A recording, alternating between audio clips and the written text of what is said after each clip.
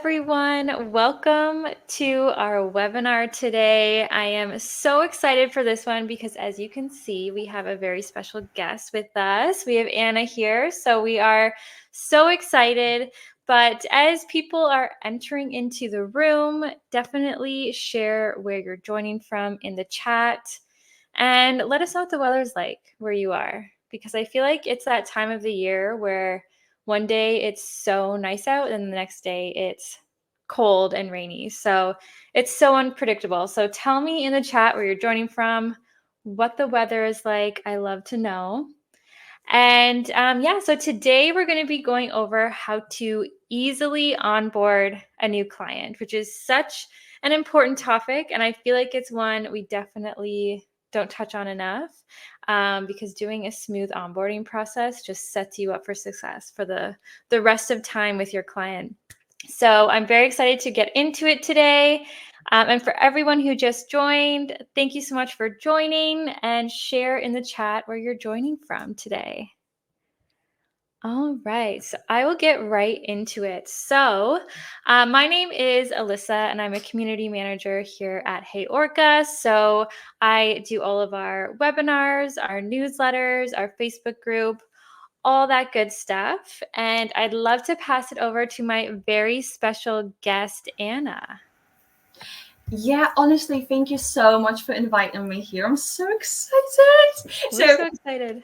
Hey guys, I'm Anna, and I'm so excited to have you here and to be joining the wonderful team at HeyOrca. So just to give you a quick overview of who I am, if you don't already know, it's okay. I'm a co-founder of Vision Marketing Social Media Management Agency, which is a very fancy way of saying I build corporate and personal brands for amazing people and businesses. And basically, I don't know how about you, but I always thought that branding is all about and only for celebrities. And honestly, how wrong was I? It's like building a personal brand just allowed me to kind of, start the business, and not only this, but also like work full time in it, quit my 9 to 5, earn a living, and basically work with amazing businesses and people. And it feels so good. But I'm aware that, well, the truth is I wouldn't be here if I wouldn't know how to kind of onboard, retain, and, work with my clients, even get them to be fair. So to save you all the marketing kind of, let's say, lessons and mistakes I made at the very start of my journey, we thought we'll dedicate this webinar with the amazing HeyOrca team about all things onboarding, that you can steal and adapt as your own. So very excited. Yay, we're so excited to have you. And Jessie actually just put Anna's LinkedIn profile in the chat. So definitely follow her. I've been following her for a while and she puts out amazing content. So definitely give her a follow. You will not regret it. So good. Awesome. Well, before we get into it, if you've been to our webinars before, you know we love to do giveaways. So there's 2 ways to win today. So the prize is points to our merch store. So in our merch store, there's, of course, HeyOrca merch, but then we also have snacks and fun little things like that. So maybe if merch isn't your thing, you can still get some snacks. So both prizes will be points to our merch store. So the first way to win today, head over to our Instagram page, and in our stories, you are going to see this poll question here. So how do you feel about client onboarding? So participate in that poll, and we will be randomly selecting somebody who voted, and you will be one of our winners. And then the next way to win is actually for our HeyOrca customers in the chat right now. So all the HeyOrca customers that are here right now, this question is for you. What feature did we launch today? Actually, a couple hours ago. It's very fresh. But if you can tell me what feature was launched today, let me know in the chat, and we will be randomly selecting one of you at the very end to win some merch points. Oh, I see some answers trickling in. Love it. You guys are on it. You must check your email very quickly because it honestly just launched today. Love it. Awesome. Well, since you're all getting it right, I do want to show you really quick what automated reports is. So let me share my screen really quick. All right. So I'm inside my HeyOrca reports right now, and I'm going to go into my Instagram report. And you're actually getting a sneak peek of something else that we are working on. You may see it over here, but you can just ignore that right now. But for automated reports, this is awesome because you just go to the share area in the corner, and then you will see an option here called email this report. So I'm going to select that. And then you can either have this email be a reoccurring email, so it can be on a schedule, or you can make it just go once. So you have that option, which is great. And then you can fill in your name and then the user, so who you want this report to go to. So you can put one of your clients in there. And if they're not a user within HeyOrca, you are able to just put an email in there as well. And then, of course, you can customize it. So you can put an email subject line, and then you can also jazz up this message down here and then send it. So if you want to schedule it, I'll do that option so you can see. You can select what date range you want to do. And then you can also choose your schedule and when it goes out and the time. So this is so helpful and so cool. So this way you can just put it on a schedule. So they will just get that report at that scheduled time.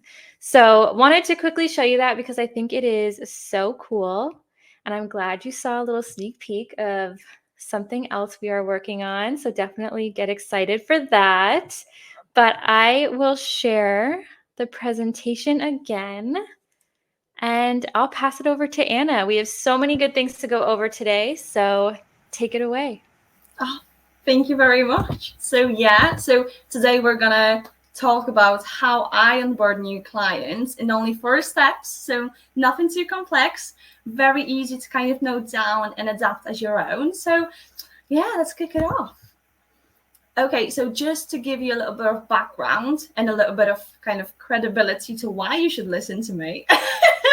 So basically, I went from being a lurker on LinkedIn for about, I think, 4 years. I've been just going in and scrolling. And I actually went from this stage, let's say, to getting recognized at networking events, which is just a surreal feeling. I still can't believe you guys like my content. It feels so nice, but it's so surreal for me. Your content is so helpful. I love it. Oh, thank you. Honestly, but it's such a surreal feeling. It's like, wow. But yeah, so of course, also collaborating with my favorite brands and working with nationwide clients and, doing it kind of on the compromised terms of me and my clients. So it's not so much of a 9 to 5. I can work from anywhere. And yeah, we've done this in just under 12 months, which is quite surprising. So I'm like, do you know what? If this worked for me, I'm sure it will work for you if you'll adapt it the same way. So let's jump into this. In terms of our little agenda of what we're going to go to, we already had a quick little intro, and then we're going to start with the basics of what you should know about onboarding. We're going to basically jump from, okay, you've got a client, but what should you do next to make sure your collaboration will be as successful as possible? Onboarding structure, how kind of onboarding helps you retain your client, because it's very easy to forget that, even though onboarding is at the very start of your relationship and of your journey, it will actually set the basis of the relationship and of your collaboration for the longer run. So this is a very important thing to remember. And some things you must know, so you need to stay till the end to get to those. I was very cheeky to put that at the end. I'm so sorry. So let's love it. You're keeping people engaged, which is good. Of course. Yeah, it's my marketing kind of personality kicking in at this point. Okay, so let's start with the basics. Let's say we already have a client on our radar. It could be either an inbound lead, which essentially means that the person came to you for help, or an outbound lead, which means you messaged that person first or contacted them in whatever way. So the first thing you need to do, and the first thing that I do, is understand your client's needs and expectations. This is key to everything. So to do this, I usually jump on a discovery call with them and I just have a casual conversation. So I'm trying to get to know them. I'm trying to see not only if I will be able to help them, but also if I will be happy to work with that person, because energy match is so important as well. You don't want to work with a client that drains your energy and vice versa. So the energy match is very important here. But on the discovery call, what we essentially discuss is basically all about their business as a whole, where they see themselves in the future, what are they struggling with right now that prevents them from getting there. I'm always giving them some perspective from my expertise, so from social media. So from, in my view, what stops them from actually achieving and going further, achieving that goal of them. Giving them basically my perception of the problem, and link the overall solution that I'm going to mention, the overall recommendation that will help them solve that problem and get to their ideal goal. Basically, the overall solution is I just present my services as such. So that's kind of my recommendations. My recommendations are my services, because I want to position myself as the solution to their problems. So let's say we're on a discovery call and we talked about all of the insightful and important things that we've just talked about.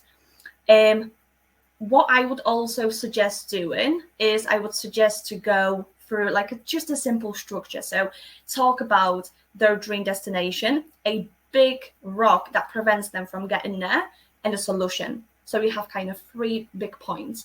And I always mention my services as an overarching kind of something critical that they need to get from that point where they are now to the goal. So to overcome that big rock that they're facing right now. Because I think it's very important to remember that sometimes people know they need help, but they don't realize what the problem is. Or in some situations, people don't actually realize they have a problem. So it's kind of on you as a social media manager and social media marketer to point out what the problem is and what they're struggling with and how actually you can help, because sometimes they might not realize it. And I feel like it's a very important piece of work to do. And yeah, that's why in my view you need to highlight the problem for them and position yourself as a need, because somebody needs your service. That's why they contacted you, or that's why they accepted your invitation, and they're willing to pay for it. So there is an opportunity there. You just need to use it. And okay, so we had the discovery call. We talked about all things business, problems, solutions, services. And to make sure I'll kind of maximize my potential of working with that client, I keep in touch with them. And within the next 2 days, I send them a document called an action plan. So an action plan is a document or a quick presentation, whichever works for you best, which outlines a summary of the discovery call, a summary of their problem, a roadmap of how we're going to fix it, and how my services ties into this, testimonials to boost some credibility and to make sure that they're more likely to trust me with their business, of course, and promoting it on social media, because it's out to the public, so you need to have trust there. And a few packages they can choose from. I feel like if a client has a few packages to choose from, they're more likely to go basically towards one. And of course, you might think to yourself now, Anna, you don't even have a client yet. Why on earth are you doing this? And the truth is that this will actually be a very big piece of me managing their expectations, because the action plan will state exact timeframes, so it will give me enough time to deliver those results and set work boundaries of how we can collaborate.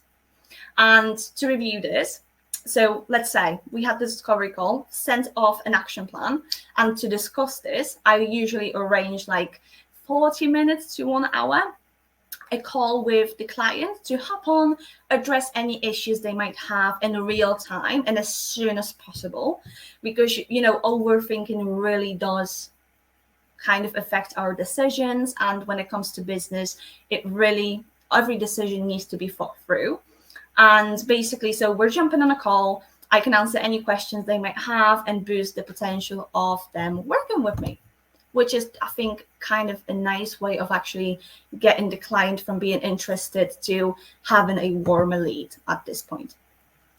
Okay. I'm just going to put a comment in the chat. We have Emma who said, oh, love that you include a roadmap for your potential clients. That's great. I love that idea too. And I love what you said, that you're kind of setting those expectations early. And I love what you said about in the discovery call, how you're looking for if you want to work with them as well. Because I feel like, say someone really wants to work with you, but maybe your personalities don't mesh, or maybe your views on what you're working on, maybe they don't mesh, and that will just lead to not a very good relationship with your clients. So I think it's so important for you to look at that potential client too and think, do I want to work with this person? Exactly. I feel like, in today's landscape, as much as I love LinkedIn, I feel like there is the popularity of posts of basically having an X amount of clients, an X amount of revenue. And these posts are all fine. I'm so happy for these people.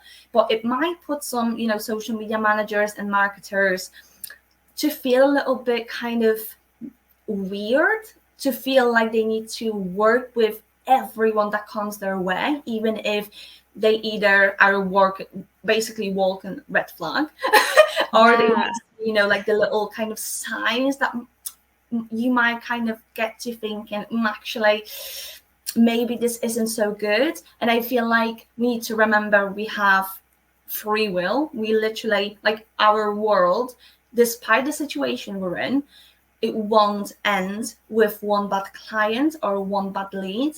It's okay to say, I'm sorry, I really appreciate your offer, but after the initial talk, I don't really feel like I can assist you to my best kind of experience.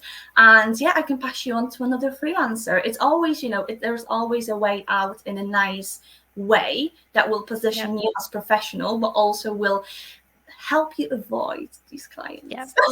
So it's so important.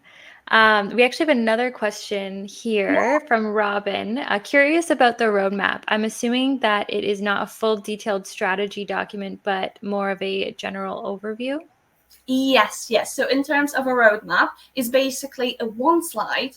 And for example, if to get to and to solve the client's problems and to get for social media to achieve their goal, I would need, for example, 6 months. I just have little, like the location pins. I have 6 location pins, and then under the location pins, I would have a month number, month name, and what's going to happen within the certain month. So we could have April, May, June, July, August, September, whatever the number is. That's all. That's the only roadmap I would do at this stage. Of course, you're still trying to win the client, and it wouldn't be effective and efficient for you to put all that time into developing a strategic kind of plan. So in my opinion, it's very easy and very good to have a roadmap. You can, of course, do it as a templated roadmap. So you can have, for example, 6 months, and then depending on the client, you can just create as a template and use the template to populate it. So that's what I would recommend. Nice. And then that kind of leads into this question was, do you have a basic template that you use for your roadmap and then you tweak it? So pretty much it's just those little kind of location icons, and then you put it by month. Exactly. So this is so the slide is within my action plan. So before I actually made my first, let's say, bespoke, action plan, I created the templates myself. So I just used Canva. I just used a simple template. I made it branded, and I made sure that the template is clean, because it's quite a lot of information for someone to kind of decide whether to go with the service or not. So I wouldn't want anything else to interfere. So yeah, I would advise on everything, create a template first, and it will save you time in the future, because all you'll need to do is duplicate it and manipulate it your way. Love that.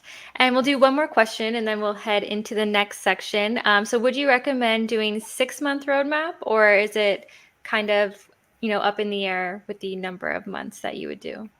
It really depends of the initial discovery call. So for example, if a client is very motivated to get the ball rolling, I would suggest signing a contract for example, 6 months, and that's why the roadmap would indicate 6 months.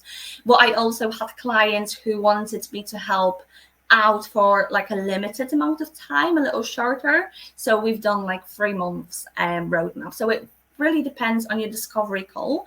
And that's why I would really suggest to use like an AI transcriber to make sure that you will not overlook any information on the discovery call, because with the AI transcriber, you'll have the outline of the conversation, what somebody said exactly, and you always have a recording that you can just play back if you're not sure of anything. And it just helps a lot with creating an action plan and knowing how to help your customer, because I don't know how about you guys, but even though I'm in business, in freelance business about like 4 years, I run my own business with my co-founder for a year now, I'm still so nervous. Oh my God, discovery calls, like I'm just sweating all the time. And it's like, I really want to help them. It's just, I'm so nervous. I kind of forget some things that, might have been said, etc. Mm-hmm. So the AI transcriber really helps me to kind of get it. Awesome. Thank you. And yeah, we'll hop into the next question, and then any question, or sorry, not next question, next slide. And then all the questions that are still in the chat, we will definitely answer at the end if we have time. Of course, no problem. Okay, so in this slide, let's talk about the fact that we've got a client. They're so happy to work with us. Yeah, I love your service, love the insights, love the action plan. Let's get the ball rolling. But what's next? What's going to happen next? Because I asked that question a few times to my friends and to some industry professionals as well. And they sometimes just said, oh yeah, we're just starting working. And I'm like, but how do you get all the information that you need? So to keep everything clear, transparent, and most importantly, keep our sanity, I use the following tools. It's just a breakdown of everything I use that you can use too. And then I'll jump into these into more details in the next slides. But just so you know, first and foremost, HeyOrca. I feel like, you're here with us, and I feel like if you're in the social media world, you need a HeyOrca in your life. And I'm not only saying this because I'm here. I genuinely believe in this software. I absolutely love it. So honestly, HeyOrca is all about planning my content, approving it, scheduling it. I also use an additional notes app on HeyOrca to draft my content ideas, keep everything in one place. And after the strategy is done, it's my go-to tool for all things content. Then we have Firefly. So it's the AI transcriber for content ideation sessions, discovery calls. It basically helps me record our calls, prepare content using my client words, because what they say, I can straight away grab from the AI transcriber and turn it into a content idea. So basically, I'll create content that has a higher potential of being approved as well, because that's their words. And yeah, keep all the content in one place. Then I'm sure you heard about Notion. So that's the place where I run my business. And that's also the place where I organize my onboarding structure. So I basically have a dedicated page of every step and details, just so I'll know I won't forget about anything. I have basically, my whole process outlined there. And of course, Calendly, so regular content ideation sessions and meetings. It just helps me save so much time arranging meetings instead of going back and forth with emails. So I would definitely recommend all these.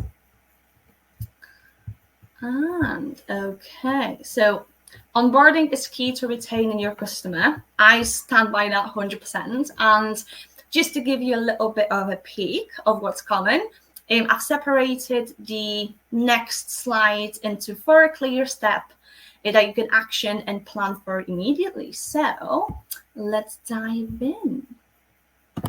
Let's have a little, oh, there you go. Okay, so step 1 is about meeting and discovery. So you, of course, you went on a discovery call, send them an action plan. They're happy to work with you. Now what you should do is to really hone in on their business and ask them all the relevant questions that you need to start working together. So this is all about getting to know your client, their story, and what their business is all about. So I usually send them a meeting link for a 1-hour call using Calendly. So whenever they have some time, they'll just book in a slot. And we'll jump on a transcribed call to talk about their background, business details, ideal customer profile, their struggles, maybe some personal stories as well, some experiences and values, inspiration, and kind of what got them to where they are now. So I feel like getting all these information and answers will really help improve and inform your content going forward. So that would be, do we have any questions? I just made a dramatic pause for a second.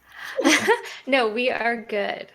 Brilliant. Okie dokie. Let's start with step number 2. So this step is all about market research, drafting strategy, and client portal delivery. And let's talk about what each of these are. So this step is where I ask all my clients about basically branding materials. So any case studies they might have, images, marketing collateral that I can get some inspiration from, or maybe they want me to use, brand guidelines, any marketing promotional pieces, PR pieces, anything that they basically own and that can help me inform my strategy and my next steps. That's what I just say, oh, pretty please, this is the next step. Please send it over. And then it just basically saves me so much time because I asked for it at the very start. So it's not like me just going back and forth with the client. Oh, do you have this? Do you have this? Do you have this? It's basically a clear list, that basically they can send over at their convenience. And I feel like it just positions me as a social media manager and marketer so nicely because it just shows I'm organized, and that's how you want your social media person to be. And to keep your clients happy and informed about everything that's going on, within the project and collaboration, I usually create a Notion client portal for them. So the Notion client portal, you can create it yourself, or you can just use a pre-prepared client templates on the Notion, on the website, the template browser itself. And this is basically where we send all the messages with updates, store our all collateral that they send over, and share project progress timeline with them.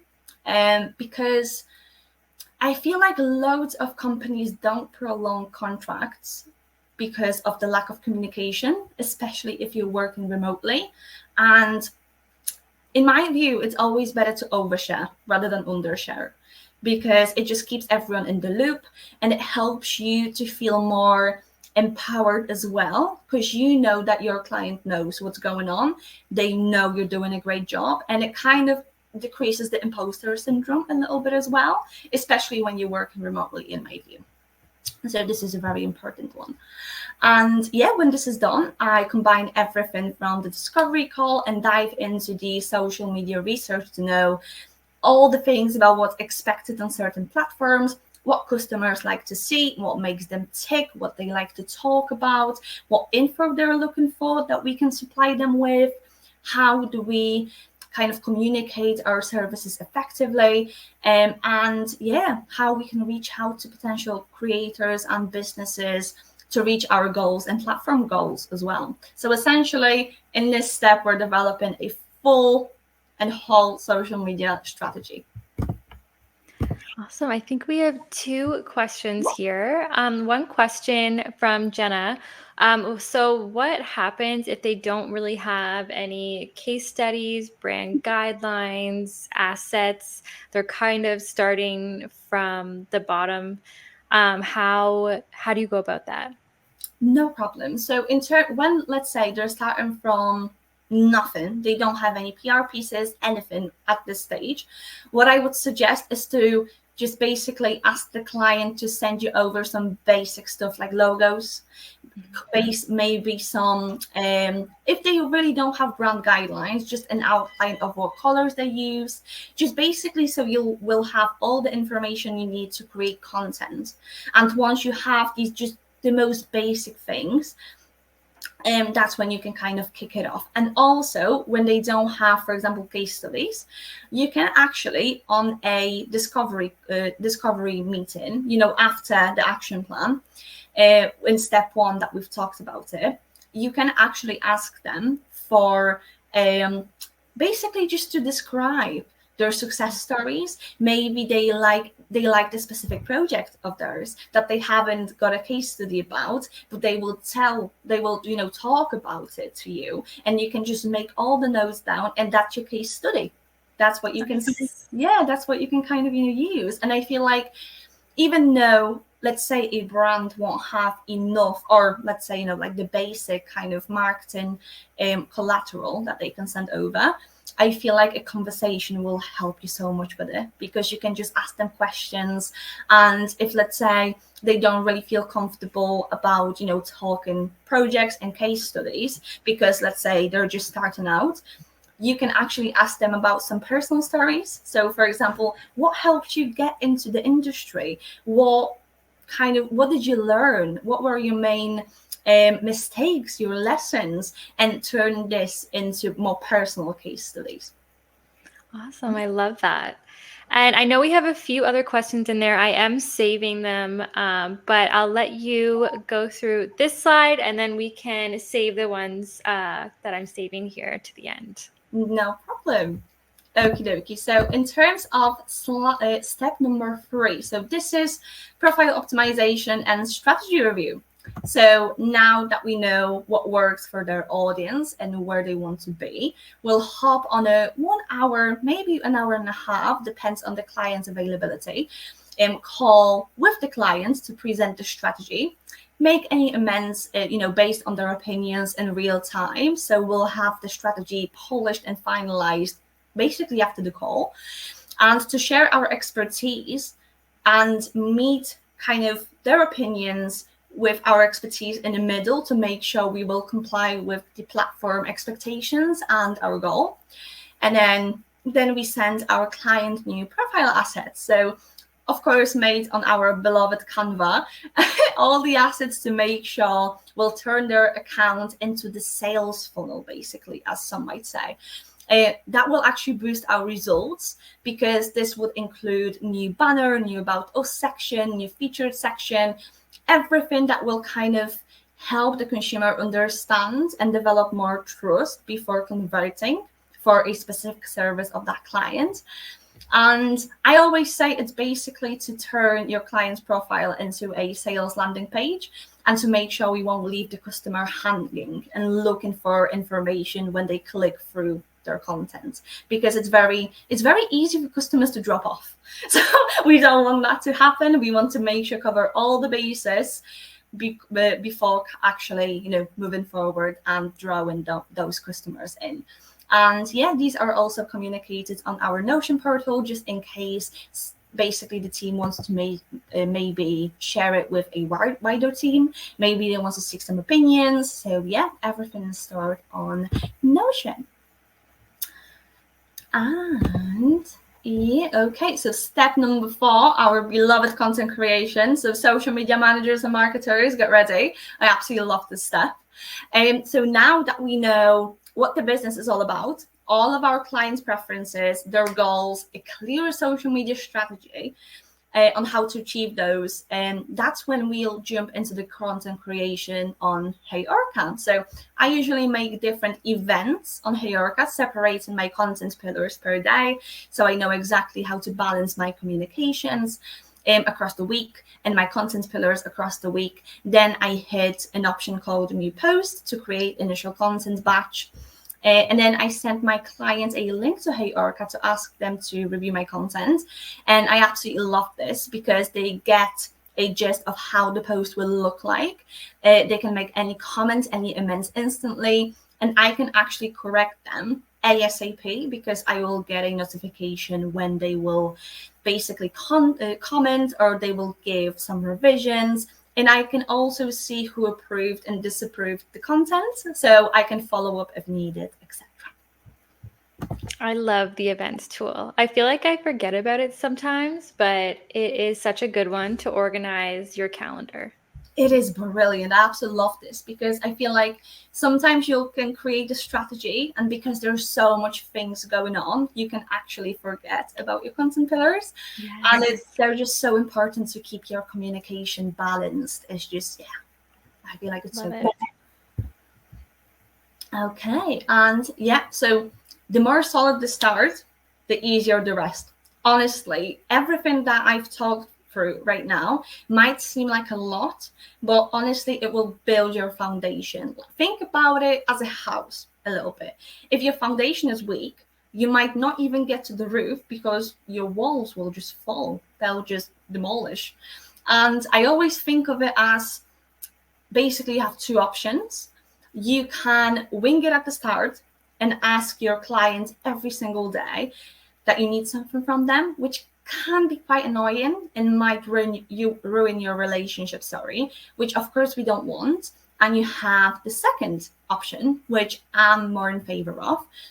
You can transparently describe your onboarding process to your clients, manage their expectations, and keep them in the loop of what they need to prepare, which essentially makes you look more professional, organized, and it's setting the same perception for the rest of your collab, because I feel like the first impression really matters and it really lasts. So the better the impression, the better your relationship will be. And we have the last slide. So for those who stuck with us through the webinar, thank you so much, guys. For those who had to go, I'm sure you'll get a recording of this webinar, I think. Yes, there's a recording that will go out tomorrow, and then it's also on our YouTube channel on Monday. Amazing. See, there you go. So you'll have the recording at your convenience. And yeah, so I feel like let's jump into the must-haves, because I feel like some people forget about the following. So number one for me is it's okay for your onboarding and your processes to evolve. Like sometimes because we're overloaded with information on social media of what other people tell us, etc. Sometimes we feel and we think there's only one right way of doing this, that life is black and white, and you kind of looking for that perfect way of doing something before starting it. I feel like only you know how you work. And for example, if you don't do calls, send them a questionnaire. I've mentioned discovery calls, and I've mentioned kind of like the content sessions, or the strategy approvals. You can send them a questionnaire. Or for example, if you struggle to do a strategy on your own without their input throughout, host a workshop. That's an easy way as well to overcome this. And I feel like it's very important to adapt your onboarding to the way you work, testing and trying different things. And then it's also okay to set clear expectations with your clients. This one for empathetic people, such as myself, I'm very empathetic, and I always struggle with kind of saying exactly how I usually work, or like how could we do this. Essentially, they have a specific way of working and you have a specific way of working. And even though communicating it can be sometimes seen as difficult, I like to think about it this way, and I think you should try it too. Think of it more as you helping your client to understand how they can ask you for help. And I feel like this mindset switch is so much healthier and so much better for you to actually go out there and say how they can ask you for help and set your expectations this way, because it's okay to not work 24/7. You're not a robot. That's more than okay. And it's okay if you want to communicate with your client on Teams, not on WhatsApp, or vice versa. It's okay to say you don't work during the weekends. Like, if you do, that's great. If you don't, that's great too. It's all about how you work and how you want to work, basically. And the last but not least, it's sometimes a very hard pill to swallow, but it's okay to not work with a client. It's something we've touched on at the very start of the webinar. And sometimes we're just so happy to have a client in our roster that we just consciously ignore the fact that some just don't qualify to be our clients. It might be a financial reason, it might be a niche specific reason, or might be even an energy reason that we've discussed previously. Like, whatever it might be, you need to set a specific requirements that your clients needs to meet for you to have a successful collaboration with them. Because I feel like it's one of the most essential kind of even paper sheets that you need to have, because just the way somebody qualifies you through a set of specific rules for you to work with that person, you need to qualify that person. And I feel like it will save you through so much of, kind of the bad mornings and tired nights. It's so good to work with people, but it's even better to work with good people and that people that you're aligned with. And I feel like that's it from me. I feel like that's been a lot of information thrown your way. So please digest it, take a moment. And I feel like, I'd love to know how your onboarding will go in, let's say, a week. I love it. Thank you so much. I feel like there was so much good information in this. I know we have a few questions, but I am going to tell everyone our giveaway winners, just in case anyone has to hop off. But let me get them here. So our Instagram winner was Haley Wells. So congratulations, Haley. And then the customer winner is Dom Stedman. So congratulations to both of you. I'll be reaching out to you after this email. I'll be reaching out to you through email after this webinar, and we'll get you your merch points. And so, I'm going to grab one question here that we have, and we can answer that before we hop off. And then if you have any other questions at all, definitely connect with Anna on LinkedIn. Check out her content. It's so good. But the question we have here, and I think this was from Josh, how do you handle when a client says their goal with organic social is to increase sales, other than just by explaining organic is a top of funnel tactic? To be fair, let's say if a client wants more sales, I usually ask them to specify what a sale means to them. Because a sale can be, for example, more customers on their website. It can be more signups to, let's say, their offering. It can be more subscribers. It can be, for example, more inbound leads on LinkedIn or more inbound leads on a specific platform. So first of all, I would ask what a sale means to them. And then I would go through basically from there. So, for example, if a client will say to me, I want to make more sales. Okay, how do you want to make it? What a sale is to you. So a sale for me is essentially selling this piece of clothing 10 times a month. Okay, great.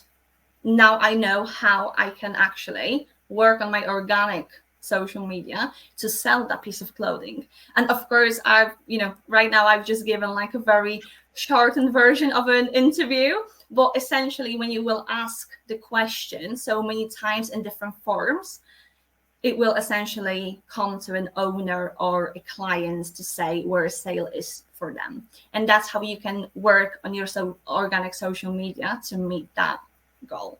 So For example, you can use your organic social media to sell that product or to get more inbound leads. In terms of inbound leads, maybe that would be LinkedIn. Maybe that would be calling out your target audience in your hook and engaging with relevant target audience to make sure your content that promotes your services will reach them. Or if you want to sell that specific piece of clothing, maybe you can organically, through UGC, do some videos with that piece of clothing, kind of like the aesthetic, let's say hot girl summer kind of energy, and post it on TikTok, and maybe that will get some traction and that will actually help you make that sale. So yeah, I feel like basically questioning what is a sale and then working backwards from that sale on how we can engage a consumer and how you can reach that consumer without paid ads. That would work. Awesome. Thank you. That was very helpful. Great. Well, it looks like we are up on time now, but I want to thank Anna again for coming and doing this webinar with us. I loved it so much, and we definitely have to have you on again sometime soon. You have so much great knowledge on all things onboarding, clients, agency, all that good stuff. So we definitely have to have you on again. But thank you, everyone, for coming today, and I hope you have a great rest of your Thursday. Oh, thank you so much, guys. Thank you. Bye. Bye.